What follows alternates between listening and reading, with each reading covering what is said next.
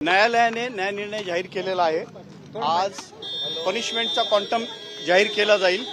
आरोपीची शिक्षा आज काय दिली जाईल हे साधारण तासभरात हा निश्चित खुलासा होईल। काय प्रोसिजर होईल? आज आर्ग्युमेंट होणार नाही। आज आरोपीला हजर केलं जाईल आणि आरोपीच्या शिक्षेची सुनावणी केली जाईल। एवढीच म्हणाला होता की आरोपीला जगण्याचा कुठलाही अधिकार नसल्यामुळे डेथ पेनल्टीची जी मागणी आहे प्रॉसिक्युशनकडनं ही रेअरेस्ट ऑफ रेअर केस आहे आणि आरोपीचा मागचा इतिहास बघता, आरोपीचं वर्तन बघता आरोपीला रिफॉर्मेटिव्ह थिअरी ही ऍप्लिकेबल होणार नाही। आरोपी हा रिफॉर्म होण्याच्या परिस्थितीच्या बाहेर गेलेला आहे, म्हणून आरोपीला या रेअरेस्ट ऑफ रेअर केस ही मानण्यात यावी आणि आरोपीला मृत्यूदंड देण्यात यावा असा आग्रही युक्तिवाद आम्ही प्रॉसिक्युशन तर्फे करण्यात केलेला आहे। आता बघूया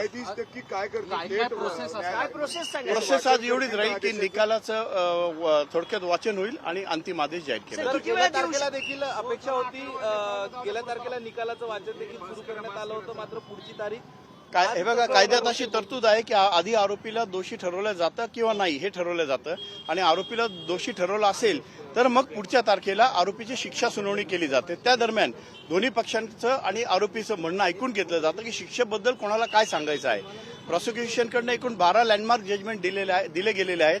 त्या जजमेंटचं अवलोकन करून त्या जजमेंटचं आणि या केसची सांगड घालून अंतिम न्याय निर्णय देण्यासाठी आजची तारीख ठेवलेली आहे। प्रश्न किती वेळ या सगळ्या प्रोसेसला साधारण तासभर धरून चालू।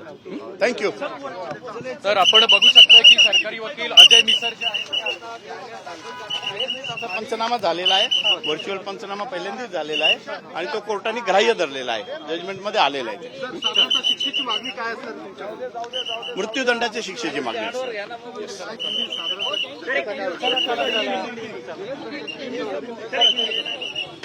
नसरापुर की केस में आज क्वांटम ऑफ पनिशमेंट पे जजमेंट डिक्लेयर किया जाएगा। प्रोसिक्यूशन की तरफ से आज इसमें डेथ पेनल्टी की डिमांड की ऑलरेडी की गई है, वो दोहराई जाएगी। सर, आज निकाल अपेक्षित आहे का सर? हो, आज